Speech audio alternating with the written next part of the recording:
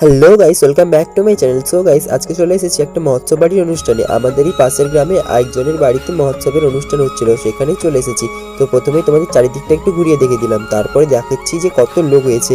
এত ভিড়ের মধ্যে ঠেলাঠেলি করে তারপর বসে গেলাম খেতে। প্রথমেই চলে এলো কুমড়োর বড়া।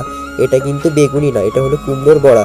তারপরেই দিয়েছিল লেবু এবং লবণ। তারপরেই চলে এলো পাতের মধ্যে ঝুরঝুরে ফ্রাইড রাইস আর মটর পনির।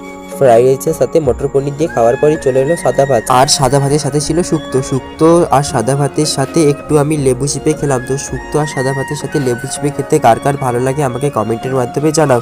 এরপরে যেই নেক্সট আইটেমটা আসবে সেটা হলো মহোৎসবের মেন আইটেম বিচা কলা ভাজা। বিচা কলা ভাজা কারা কারা খেয়েছো আমাকে কমেন্টে জানিও। আর যদি না কেউ বিচা কলার ভাজা খেয়ে থাকো তাহলে কমেন্টে জানিও। আমি একদিন দেখাবো বিচা কলার ভাজা কিভাবে তৈরি হয় অনুষ্ঠান বাড়িতে।